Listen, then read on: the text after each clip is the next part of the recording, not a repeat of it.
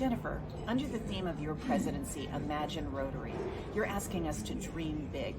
So would you mind sharing with us a big dream that you have for Rotary, Rotarians, and the impact that we can have in the world? And it would be great to hear from you and Steve about a big dream that you may have had in your careers that you made reality.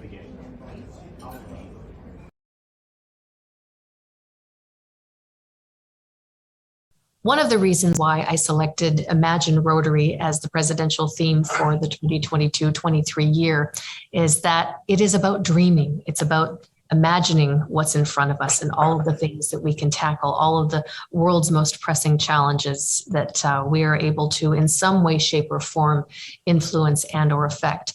And so when we think back over the history of our organization in terms of initiatives that lead to building peace in our world, we get to dream about what that is. We get to imagine what that is. Polio would be an incredible example of what we've been able to do by the power of one person being able to have a dream, sharing it with others, and then it being actualized and realized in real time. And where we've gone from hundreds of thousands of children who were contracting polio a few decades ago to now less than a handful of cases in a singular year, being able to understand how we as an organization are literally working with our partners to eliminate the second disease in the history of mankind. These are the kinds of things that help to create peace in our world when we are able to unite behind something as large as this, large and small. But to galvanize behind taking a disease out of our global, out of our world, allows us to take resource and channel it into other things, other diseases that in many ways are going to help make our world a stronger place. So the theme really is about dreaming dreams and not limiting ourselves to what that can possibly be. Understanding that we have an infrastructure and a network that when you can share those things, we can tackle almost anything. So if I'll share an experience from a business with you, and this is something I didn't talk about for a decade because it was after having it was so close to my heart. So I retired from the first business, which was a software business I'd set up at the ripe old age of 36. Could have been 37. Did a whole lot of surfing, and as I was doing the surfing, I just kept on building this energy, and it just wanted to express itself. And then I had this vision walking up and down the beaches of creating another computer company, making $1 billion from it, and then giving half the money away and established to in some sort of charitable purposes. And that caused me to launch a second computer company. And that vision was so strong, I didn't tell anyone about it for a decade, including my wife, because I just felt it was some special motivation. I'd spoil it by telling people. Anyway, all came to fruition, or nearly to fruition. Didn't quite make $1 billion out of it, but made enough.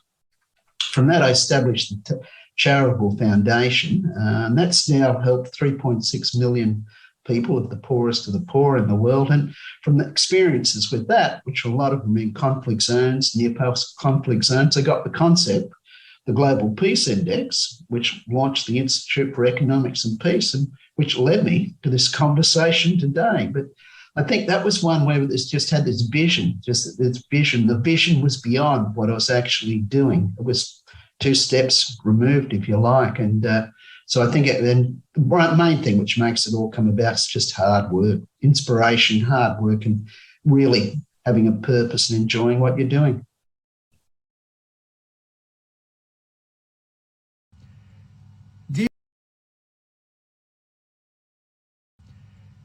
Dear Jennifer, you have spoken about the power of harnessing connection and the power of Rotary to turn those dreams into reality. What examples have inspired you the most of over the year of Rotarians harnessing their connections to bring about change? Thank you very much.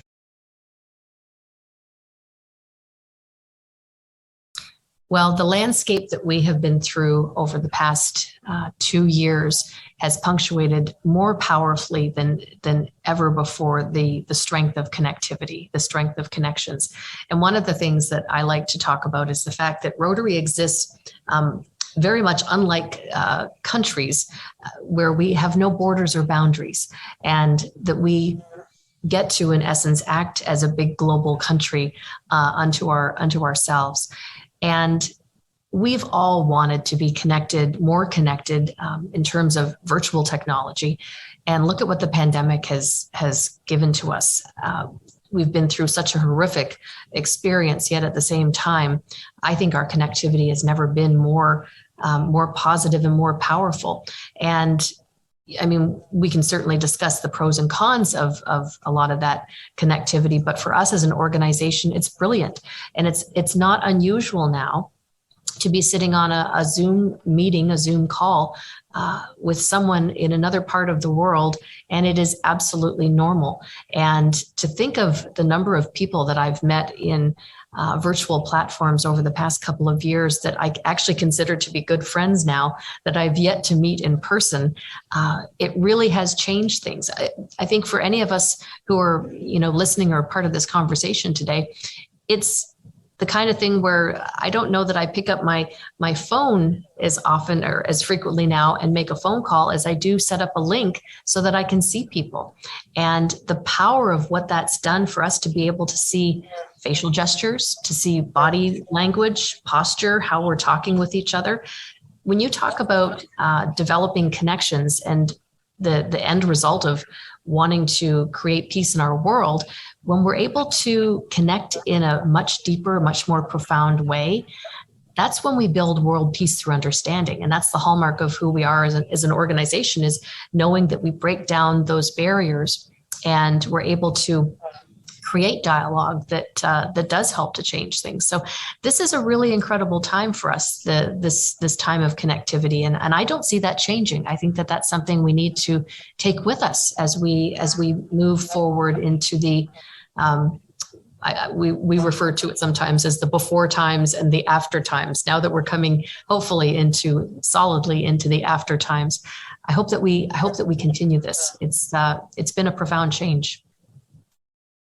With Rotary, I noticed it from the very, very first day I was involved, just their ability to be able to connect and network.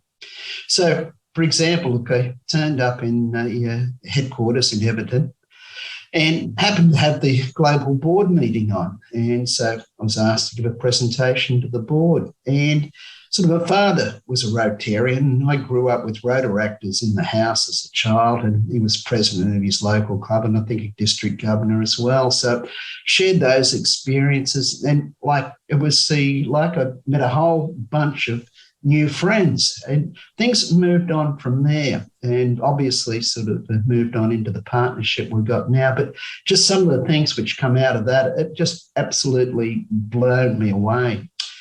And so let's say the relationship between IEP and the Peace Group with Rebecca Crawl and Summer Lewis, we meet with them, not me, but the staff meet with them regularly every couple of weeks to discuss the partnership. There's always something new going on, incredibly collaborative and productive relationship.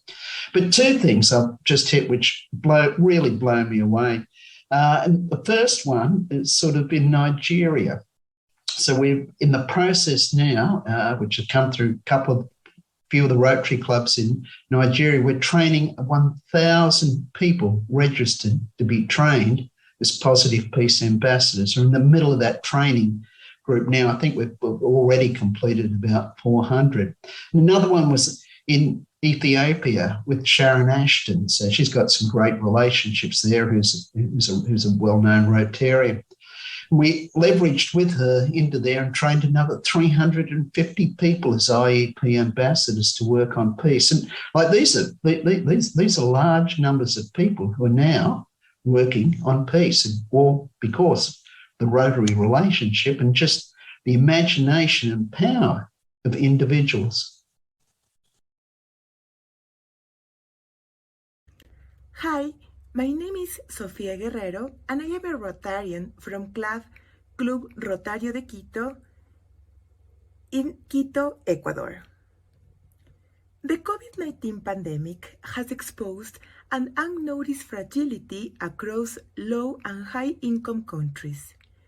And to my opinion, it especially highlighted the fact that not all societies can stand to peace and development crises in optimal ways. Coming from a developing country, I witnessed major setbacks on low governance, health system capacities, millions to extreme poverty, domestic, sexual, and gender-based violence, as well as vaccine inequity and food insecurity.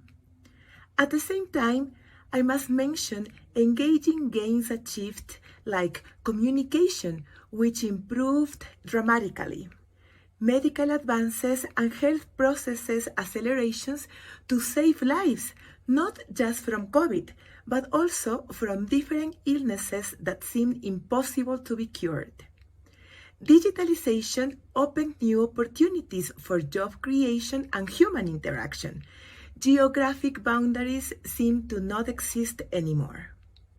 Nowadays, we have this major call to increase flexibility and the ability to work together as a society to safeguard lives and our planet's evolution, and to confront as one the ongoing economic, social, human, political, and security debt.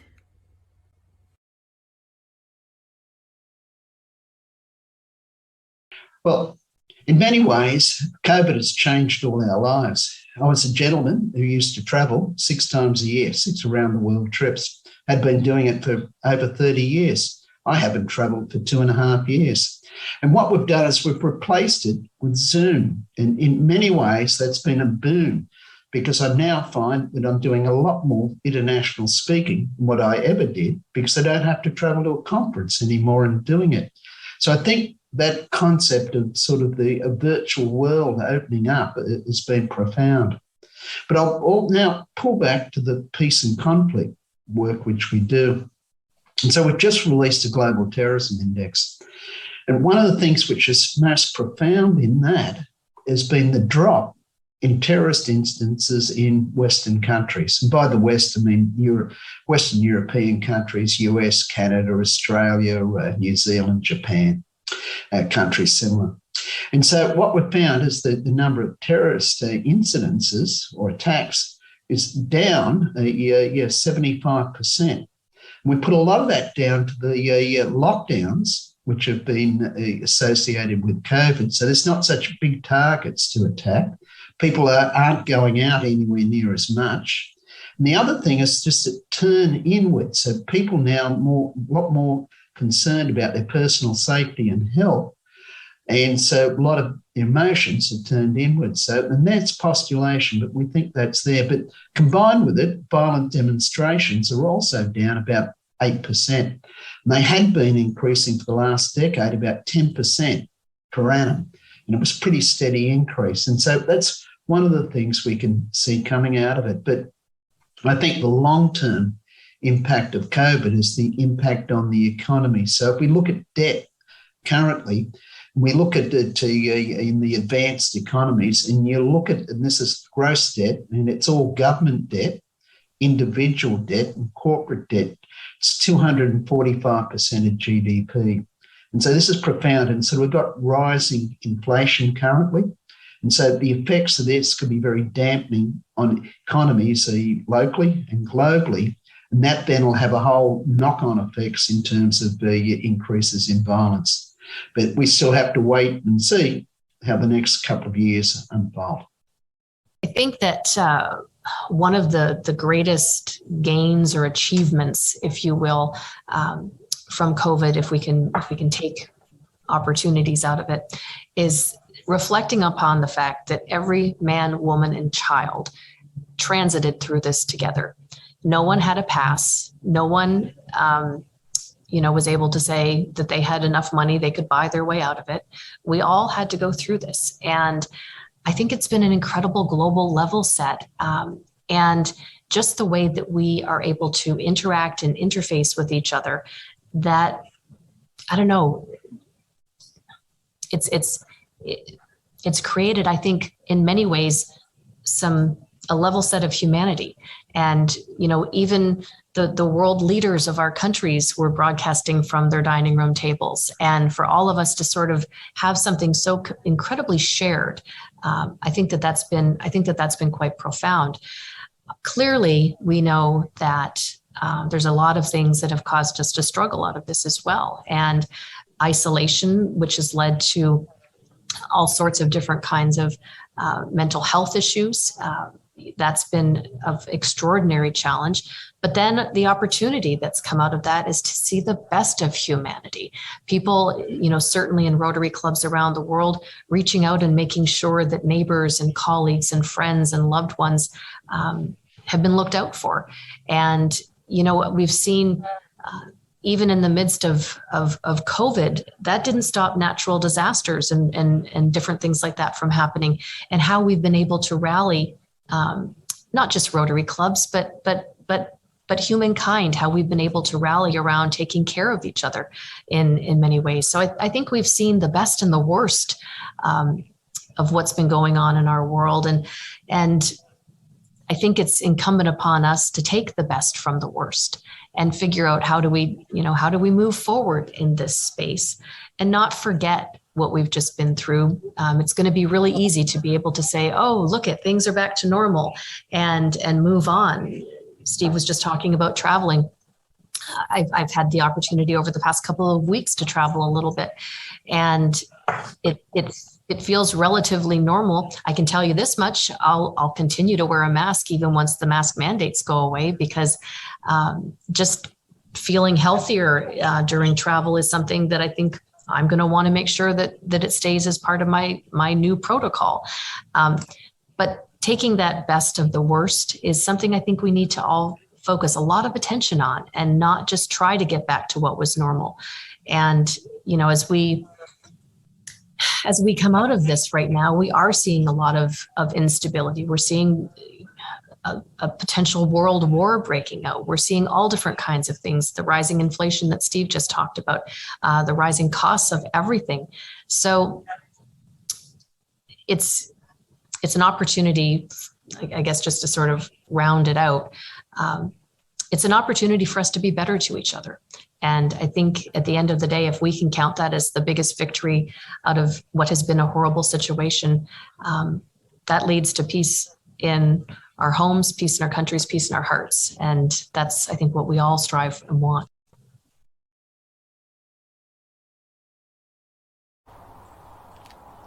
Hi, I have a two-part question. First, what is the inspiration behind the partnership between Rotary International and the Institute for Economics and Peace? And secondly, why is positive peace so central to development and community building in the 21st century? I think the partnership between IEP and Rotary around positive peace is really central to both organisations. Obviously, IEP is built around peace, measuring peace, and then sort of educating people on it. But for Rotary, peace is one of its founding goals. And when we look at it, peace comes through all the different tracks which Rotary's got. And so if you're looking at the various different developmental programs which Rotary's doing, peace is really underlies them all. So if we come back and now start to look at positive peace a little bit more. So I want you to think about the major challenges facing humanity in the 21st century, things like climate change, ever-decreasing biodiversity, robust development. All of these things are global in nature. Unless we have a world which is basically peaceful, we'll never get the levels of trust, cooperation, and inclusiveness to solve these issues. Therefore, in many ways, peace is prerequisite for the survival of society as we know it in the 21st century. If we look at the Ukraine, that's a testament to it. But if we come back and we look at positive peace, it's systemic by nature. And so let's look at just some of the things which the countries which are high in positive peace have. So they have higher per capita income growth, better on measures of well-being and happiness, better on performance of managing their ecology, much better developmental outcomes, much better on measures of inclusion as well. So positive peace in many ways describes an optimal environment for human potential to flourish. And on that basis, it has a really profound role in the work of organisations like Rotary. And I think Rotary, in many ways, and so this speaks to the calibre of the leadership, they've seen this and embrace it. The relationship is profound. And I think that when we place emphasis, when we select what we believe is important, and a focus on peace is certainly the raison d'etre, if you will, of Rotary International. And as Steve just said, the various 7 areas of focus that we have, each one of them lends itself in some way, shape, or form to creating a more peace-filled world. When we have clean water opportunities and sanitation and hygiene for all human beings, we'll have more peace. When we have all children able to read and write, we're going to take steps towards creating more peace. When we're able to fight disease, when we're able to eradicate poverty, these are things that are going to lead to peace. And one of the things, and this is what I love about positive peace, is training people, being more intentional and training people and taking courses on what this looks like, and having dialogue with each other. Again, raising up the eye line about the conversations so that we can be better at it. These are things that we need to do. And with the index, one of the things that I love about the measurement aspect is that we're shifting right now towards a much more robust embracing of metrics for our organization, and measuring impact and understanding what that means, and doing the hard work, the serious hard lifting to understand how we can weave that into everything that we do, particularly with the different grants that we put out in our communities on a large scale global side, getting better at understanding what that impact is. And when we're able to do that, it better helps us to identify the difference that we're making, and that we can tell those stories in far more compelling ways. And each time that we do that, again, we chip away just a little bit more at creating peaceful opportunities. And so I think that our Rotarians, our Rotary family members, our Rotary members, this is what ignites passion in them. They get to pick their area of peace that they want to get behind.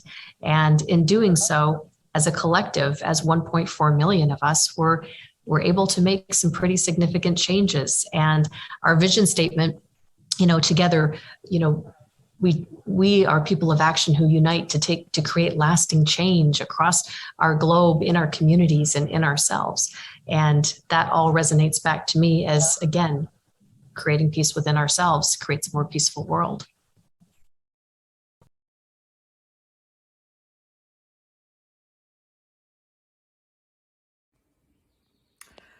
Jennifer, peace has been at the core of what Rotary does from the start. So how has peace building changed within Rotary over the years? And how does the partnership with the Institute for Economics and Peace strengthen our work?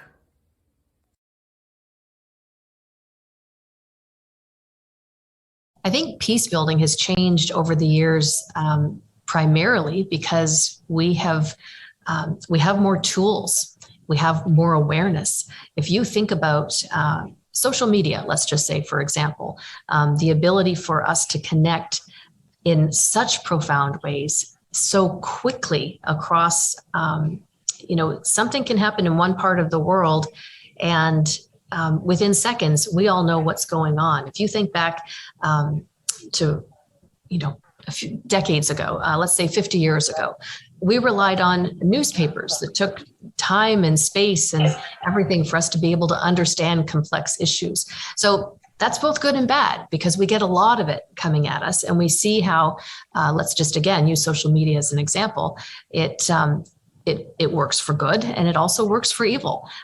We see the benefit of immediacy, but we also know that people take advantage of. We've seen how it's affected elections. We've seen how it's affected, to the other complete end of the spectrum, bullying, different things like this, mental health issues that come out of it. So as a globe, as a world, and even as Rotary, we've become much better because I think of the tools that we have at our disposal. But we always have to be careful with these. We always have to make sure that we're looking for the right way to do things and acting with responsibility and taking personal responsibility for our actions is a really big part. You know, we've seen such a divisive time in our globe, and not necessarily COVID related, but I'll talk about, you know, in North America, it is an incredibly divisive time right now. And a large part of that is due to something like social media.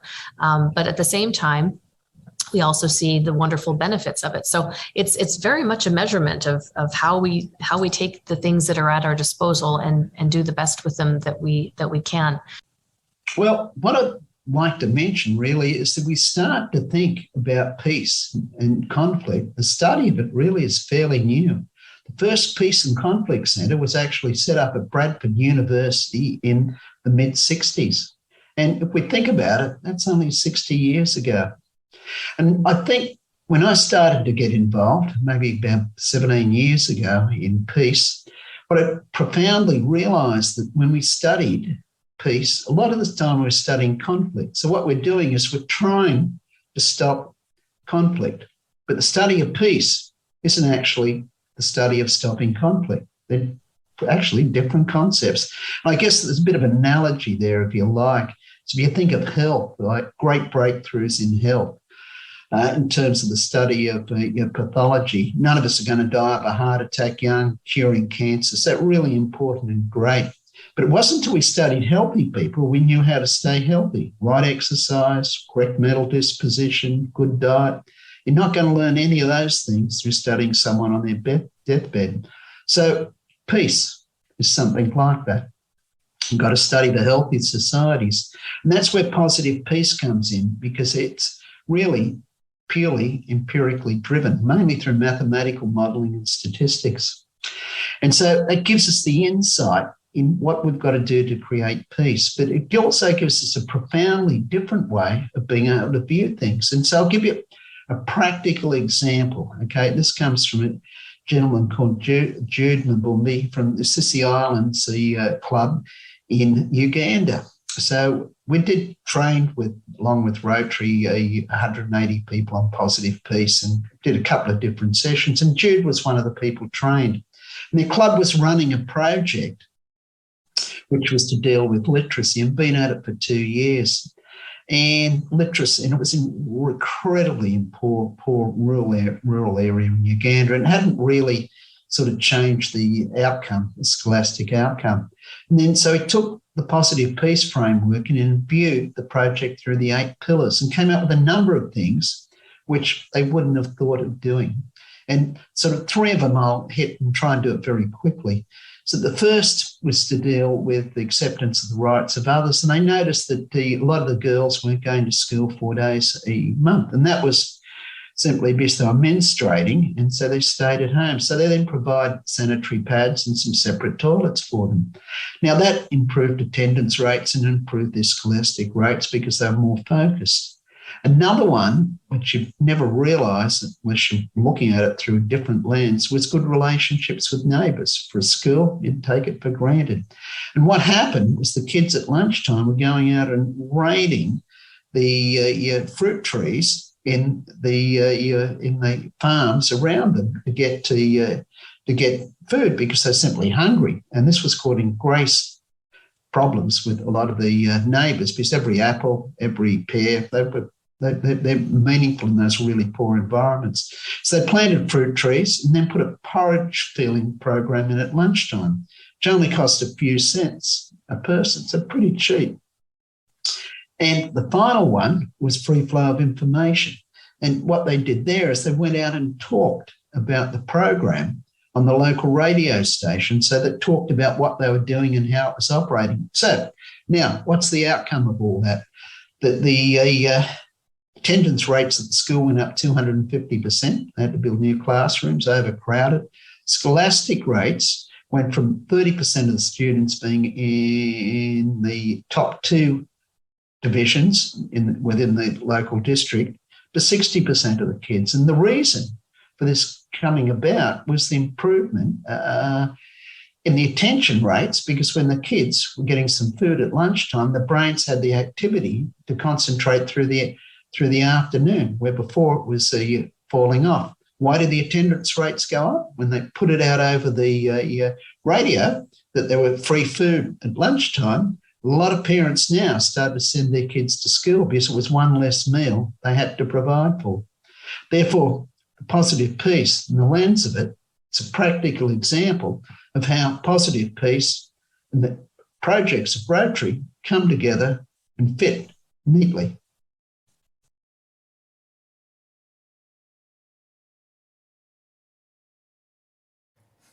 Hi everybody, I'm Oscar Perales. I'm a Rotary actor from the District 4130 in Mexico and part of the Activator program from Rotary International.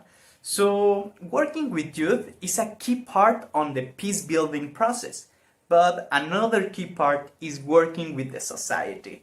So Steve, what do you see the role of everyday citizens in peace building? What are some of the actionable steps that ordinary people can take to put into actions the important research and findings of the Institute?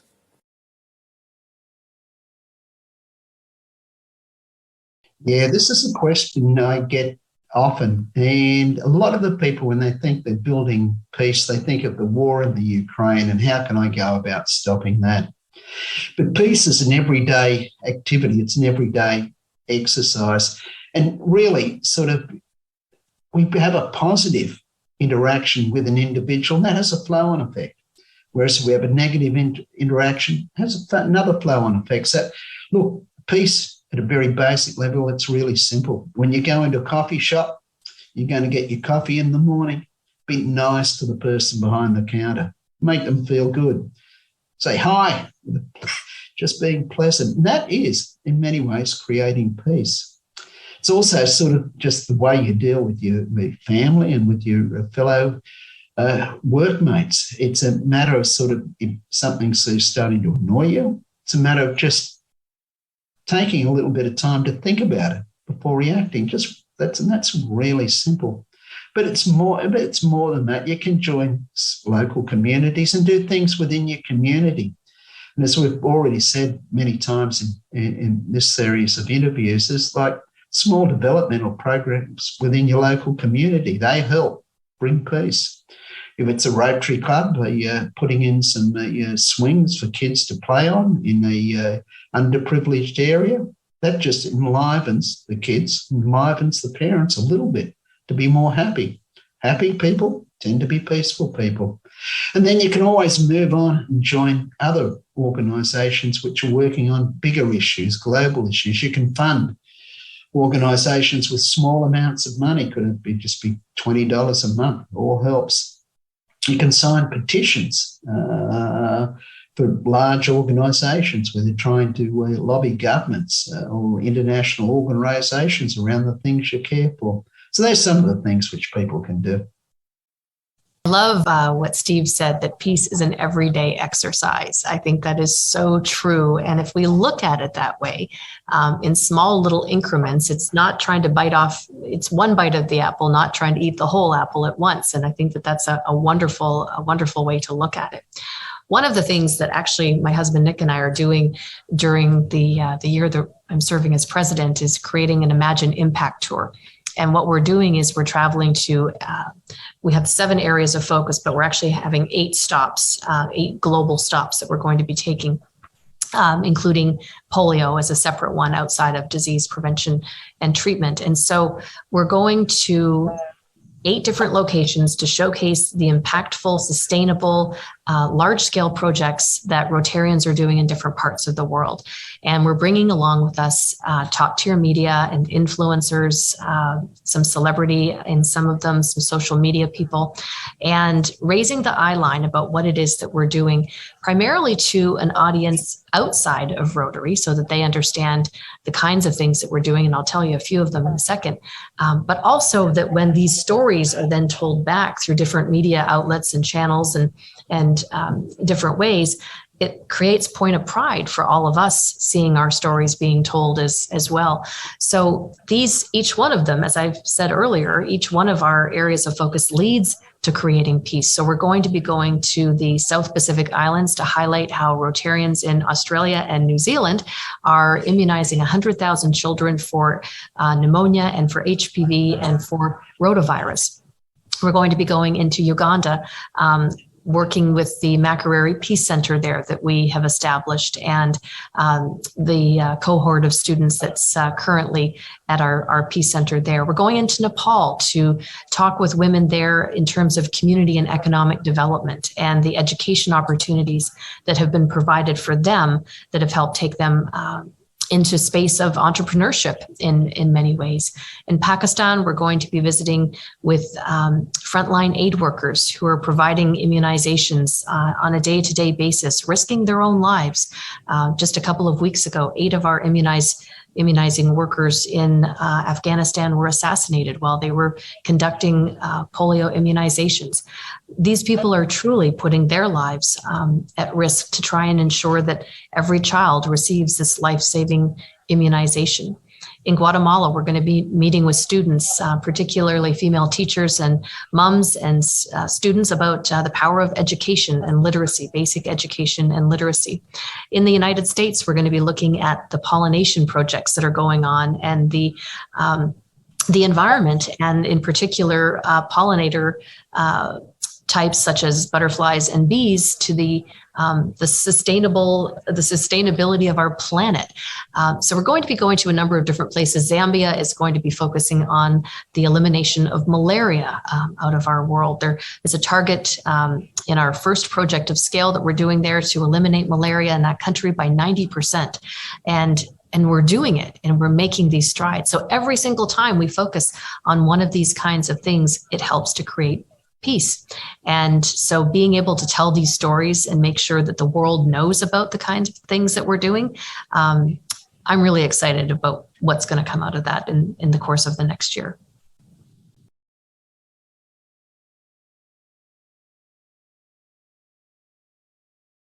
Steve, Rotary has recently added supporting the environment as a new area of focus. We have then seen a sense of urgency from Rotaractors and Rotarians worldwide rushing to get involved. I've always been fascinated by how positive peace can trigger a better environment outcome and vice versa. Can you explain how both peace and the environment interlink with one another?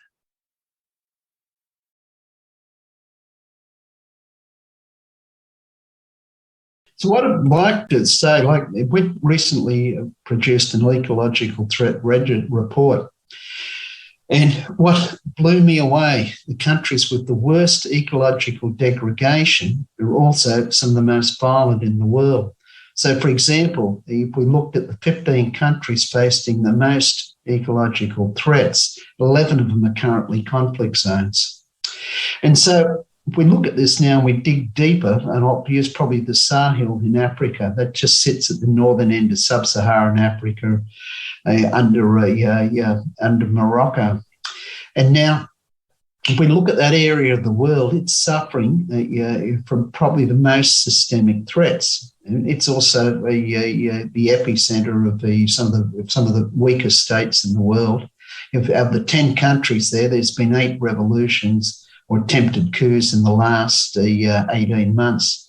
So when we look at these countries have massive population growth, over 90% population growth are projected for the next 30 years. Niger at 161 is the biggest. They lack food, so they lack water. And the offshoot of lacking water is they lack food. But very, very weak central governments.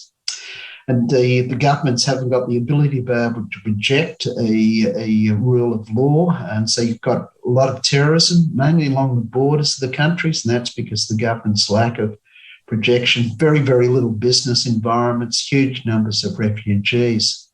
And so all of this goes together. So when we look at positive peace, and we use the expression optimal environment to create human potential to flourish, what happens is the 8 pillars come together systemically.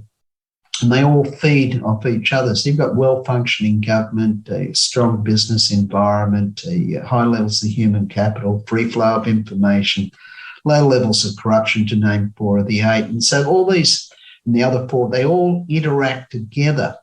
So the countries which are strong in positive peace, therefore, are wealthier. If you're a wealthier country, you're more likely to be able to provide the services, to be able to capture the water needed to produce the food which you need. We also find that the countries which are highest in positive peace are the more developed countries. Therefore, they've got lower birth rates. Therefore, they're more sustainable.